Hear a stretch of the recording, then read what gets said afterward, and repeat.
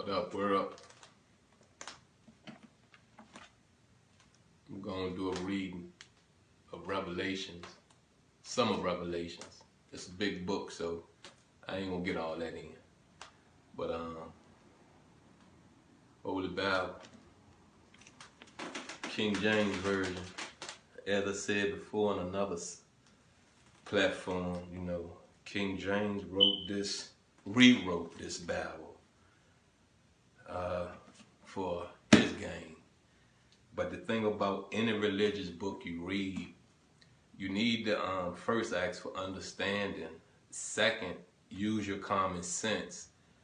Third, always understand these are like stories, journeys in people's lives. There's a great line that this could be fiction, that it could be non-fiction. But I'm always saying to myself, for this to be so close to the truth, I've read my life in this. I've read my journey. I've read the mistakes I've made. So for this to be so close to the truth of my journey, 52 years in this world, it's no way possible I could see this being in the fiction section of any library, any person's mind. But let me get into this Revelations. And as far as, the New Testament goes, I was never big on it. I was always an Old Testament, reader. And, the New Testament was always introduced to us. And I just got curious one day and went to the front of the book instead of starting at the back of the book. And I like the front of the book. It basically really like the original version of what the Bible consists of. The New Testament is because Jesus Christ is now in place. Now this is the story of, how Jesus Christ walked this earth, spoke, tried to lead and teach. But let's roll. The revelation of Jesus Christ. And like I said, just as Genesis is the book of beginnings, Revelation is the book of consumption. Yeah, in it, the divine program of redemption is brought to the fruition, and the holy name of God is vindicated before all creation. Now it's all creation. So what that mean? What does it mean, all creation? You get that right. Birds, humans, fish, you know what I mean? Everything you love that have a breathing heart. All creation. And to be honest with you, your shoes, your sneakers, your jewelry, it don't have a breathing heart, so I'm going to revive that and all creation. That means God overrules all that. Whether you want to understand it, believe it, whether you don't even care about it, it's the truth.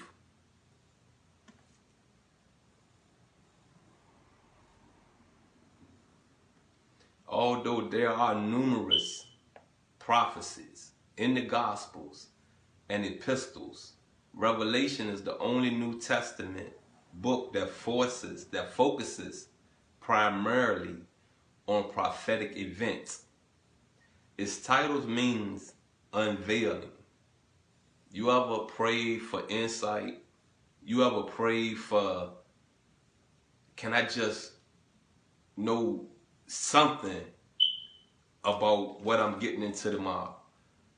And somehow before you get into what you're getting into, you get that feeling like, okay, I got this, or okay, let me back away from this. That's when you pray to unveiling something to you, where that you need to make a decision whether you're prepared for this or you're not prepared for this. Or disclosure. Thus, the book is an unveiling of the character and program of God, penned by John during his exile on the island of Patmos. Revelation centers around visions and symbols. Got it? The book of Revelation, and this is what I really want to get into, and I ain't going to be able to get into all this tonight, but we're early morning. Visions and symbols. All right. We all have dreams. We all can be woke. And I'm not going to say blackout, but you have a revelation, a vision. You know, you're seeing something. You know, and symbols. That's what really touched me so much about Revelations, because it's symbols. Like, I take a symbol and use it as a landmark. It's a guidance. It's a path. It's letting me know what that means. Why I should either go to this or stay away from this. So, if you understand the symbols, you understand the characters, you understand, like, how it's being portrayed, how it's being presented to you, then you should be able to relate today to what's written in Revelation.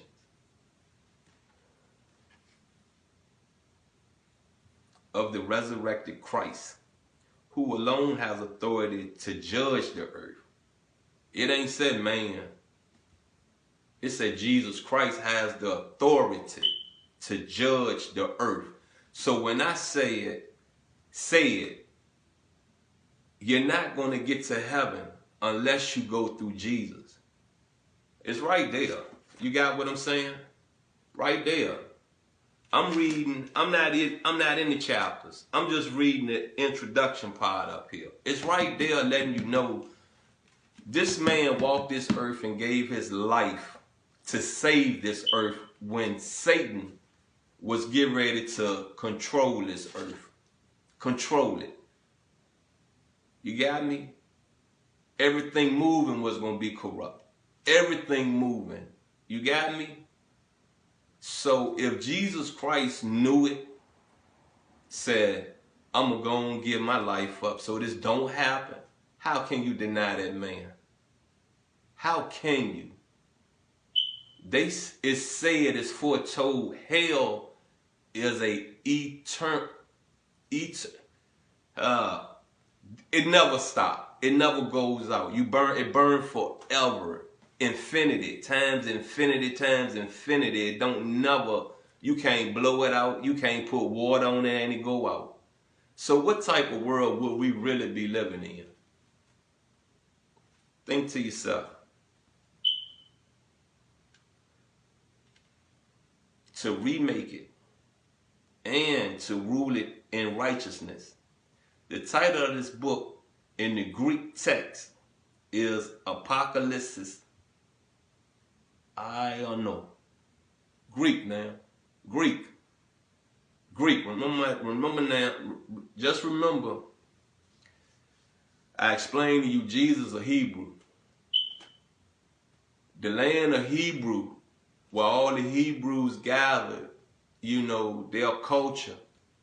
That's Europe. I don't care if you call it the Middle East. I don't care if you call it the desert. It's Europe. That's where the Greeks from. That's where the Romans from. That's where these Germans, these Russians. It's Putin. Yeah. Ukraine. That's Europe.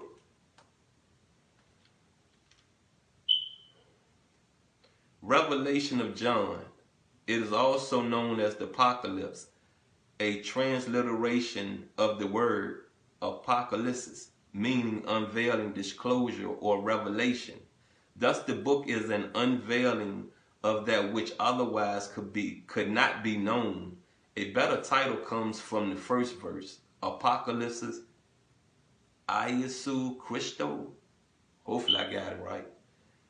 Revelation of Jesus Christ. This could be taken as a revelation which came from Christ, or as a revelation which is about Christ. Both are appropriate because of the unified contents of this book. It should not be called Revelations. Ain't that something? What they say? It should not. But once again, Say use your common sense. See, this right here tell me what's to come, what has came. Got me? But the last part of this book, the last sentence of this book, it says, because of the unified contents of this book, it should not be called Revelations. So, in other words, somebody out there really don't want you to know your ending. Really don't want you to see that your actions, your ways, your congregation, your influence is driving, steering a world of ignorant people. Once again, you know, we follow Satan out of heaven.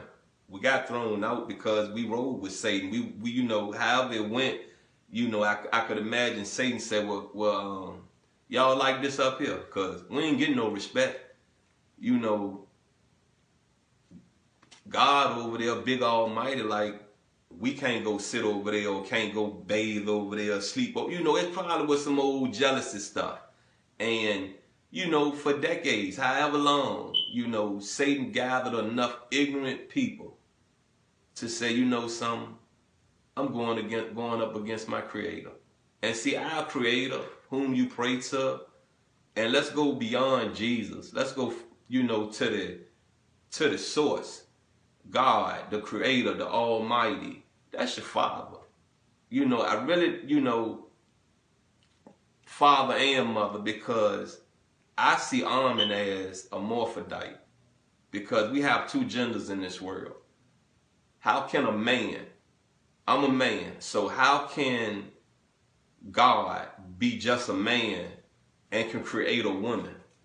I don't get that part of it. How can God just be a woman and create man? I don't get men. Let me say it, men.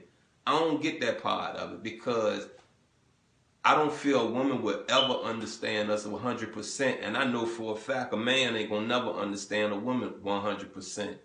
There are certain things that has been put inside each gender that's not in the other gender. And that's why opposites attract.